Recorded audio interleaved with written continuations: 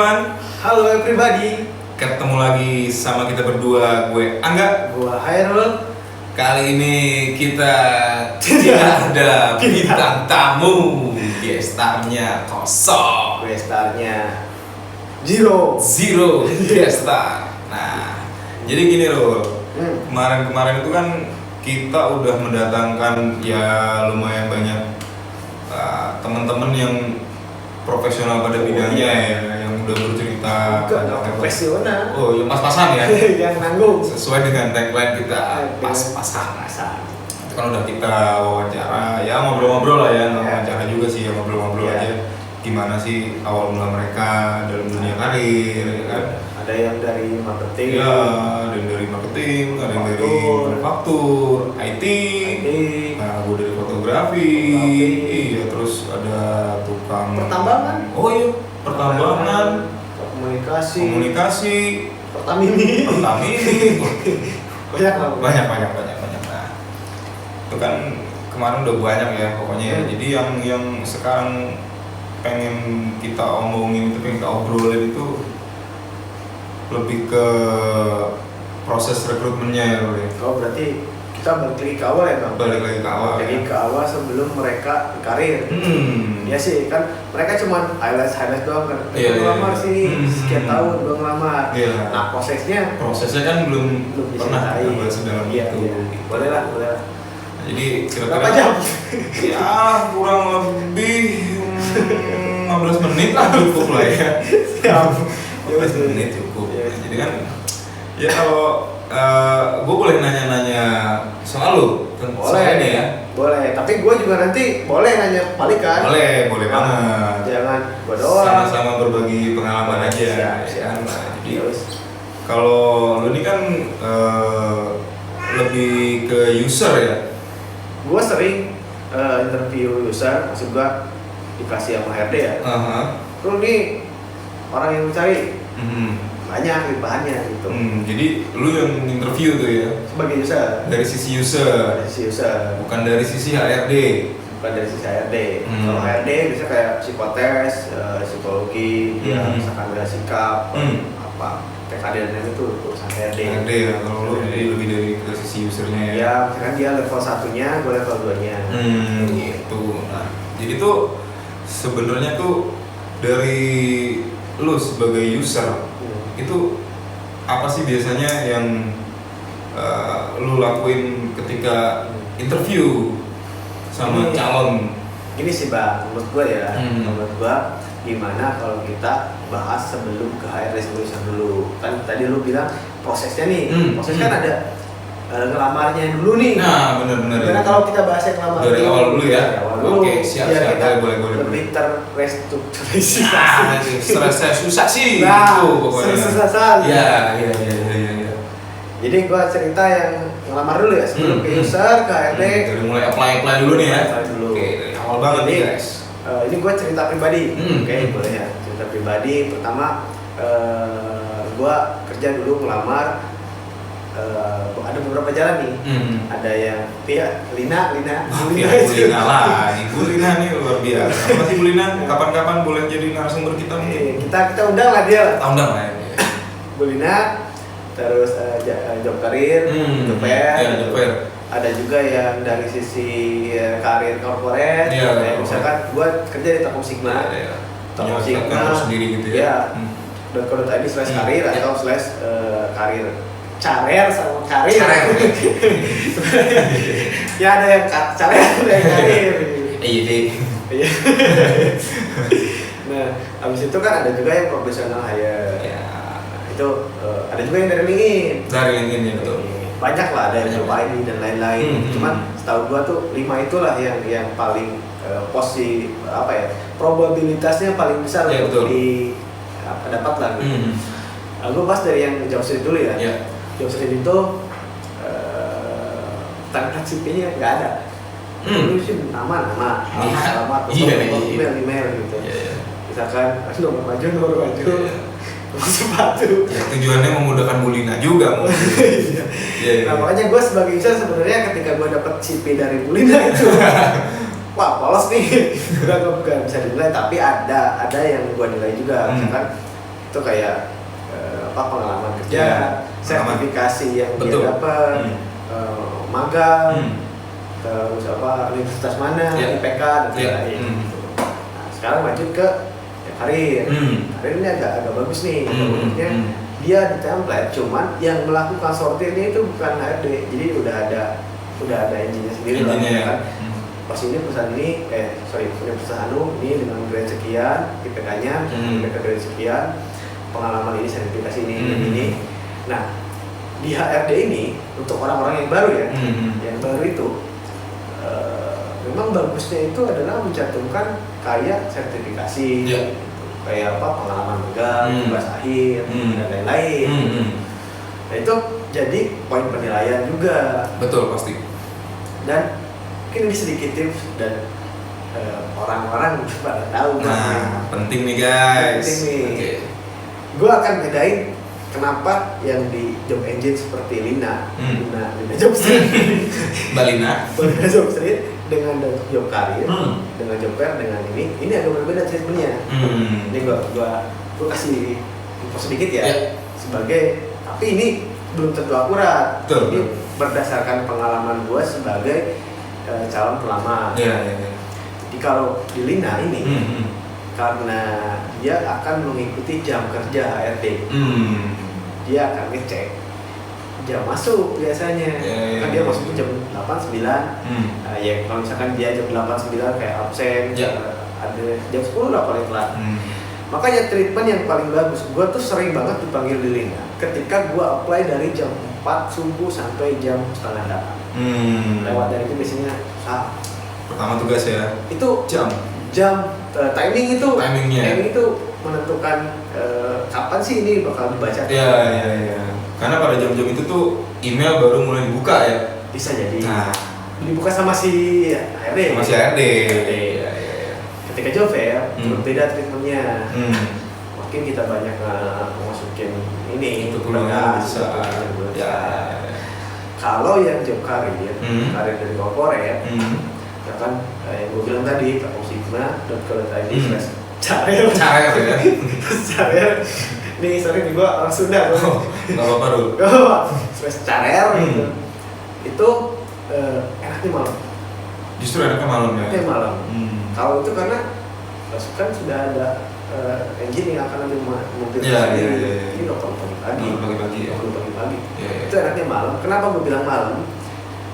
Gak sibuk. Betul. Kalau lu akses dari siang pagi itu udah numpuk tuh. Iya, betul. Kemarin udah numpuk. Jadi terus orang yang akses banyak. Gitu. Itu perbedaannya ya. Untuk yang orang yang apply dari awal. Mungkin kita bahas yang tadi selanjutnya ke user apa HRD? HRD dulu deh. HRD dulu deh. Boleh. Tapi gue gimana ya ngomongnya? Kalau gue sih kayaknya sama, poin-poinnya sama. Tapi gue sebagai pelamar ya, bukan sebagai interviewer. Bukan sebagai interviewer ya. Kalau gue ngelamar ke HRD, yang paling gue jaga itu adalah sikap. Seperti itu. Posisi duduk ya. Posisi duduk. Kita kalau HRD kayak gini kan. Jangan sekali-kali tuh lu lagi interview tuh membelakangi HRD gitu ya. Naruh kaki di atas meja. Kepala di atas meja. HRD apalagi ya.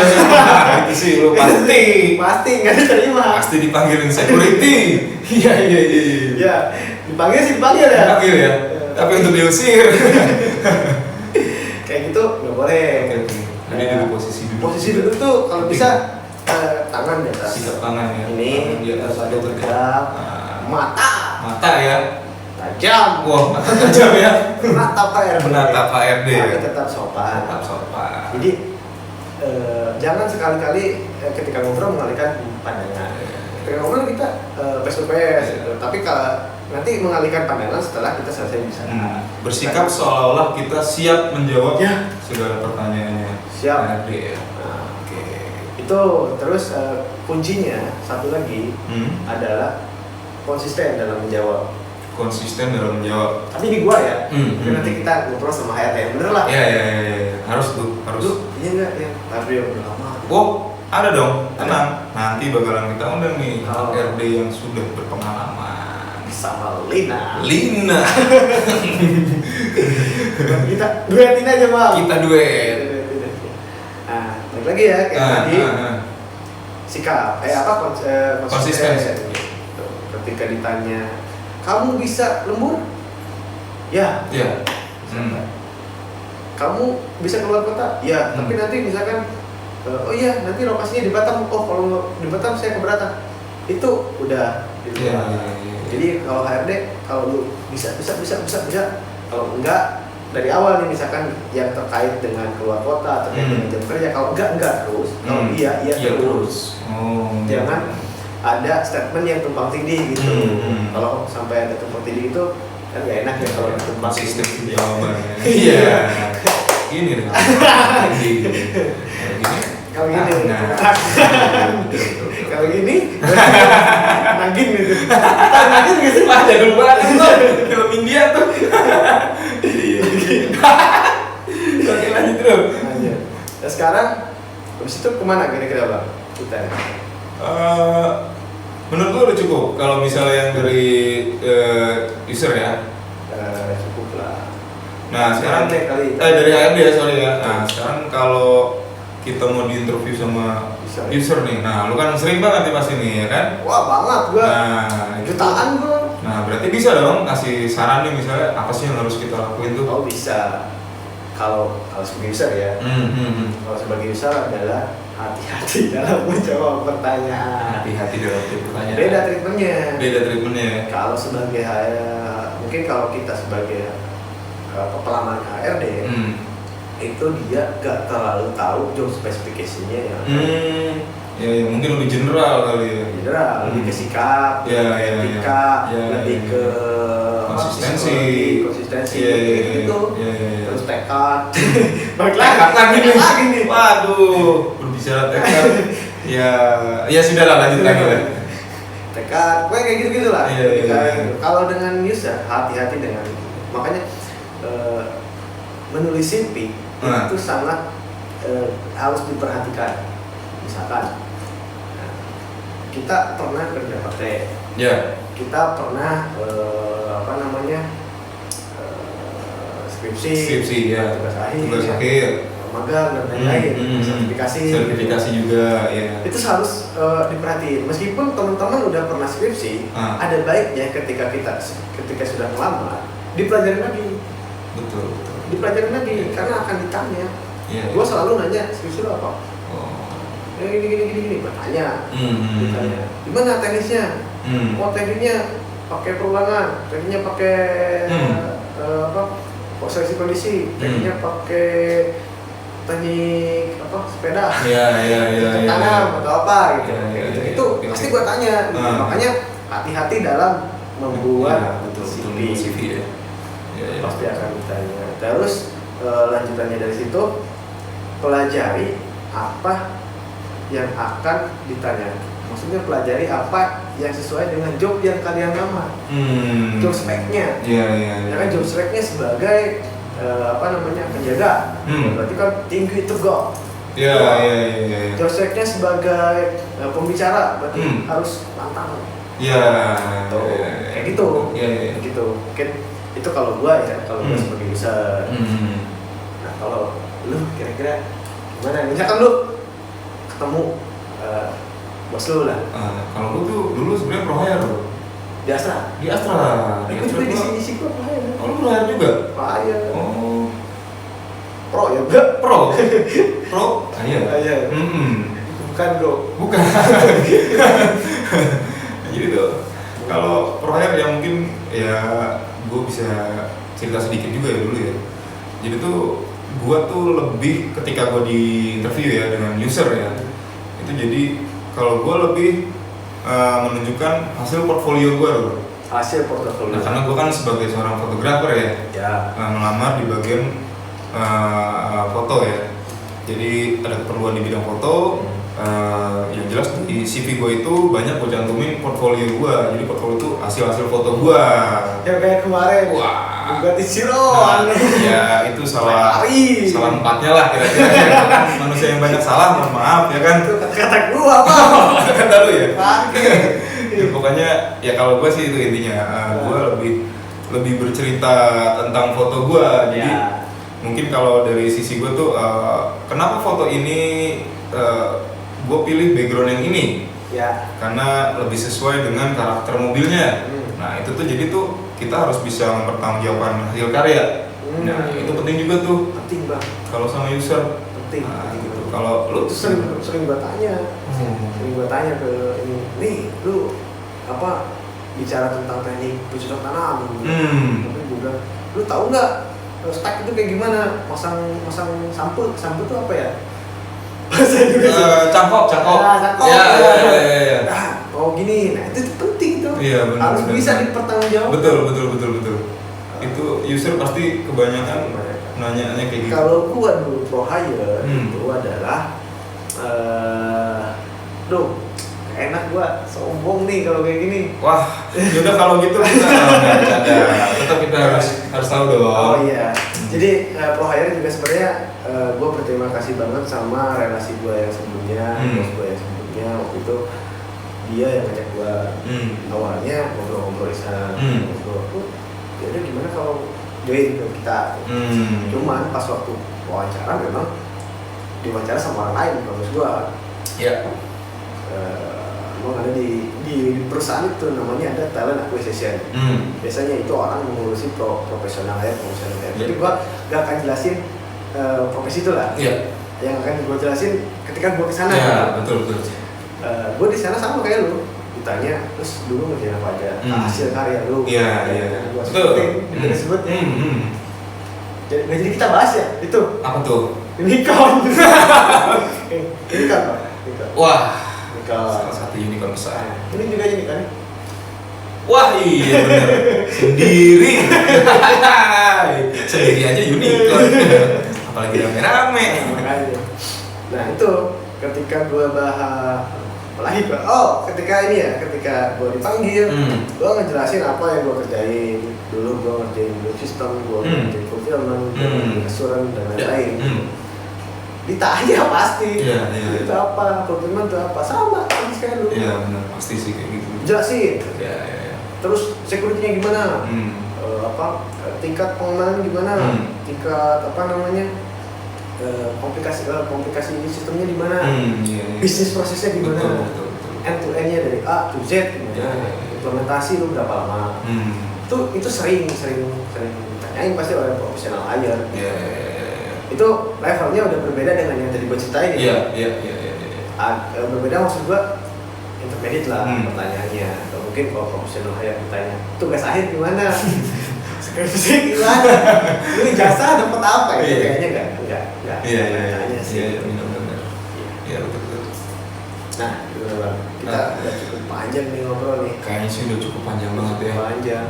Tapi kalau menurut gue sih, gue tuh masih penasaran yang dari sisi HR sih lo. Nah, itu Bang, karena kan tadi gue udah sounding sama lu. Ada nggak lu kenalan ya? Udah lama gitu. Bagus nih. Jadi itu kayaknya kita harus undang ya, benar-benar harus undang. Gue banyak unak-unak yang akan gue tanyain Bang. Waduh. Kenapa nggak nanya sama HR?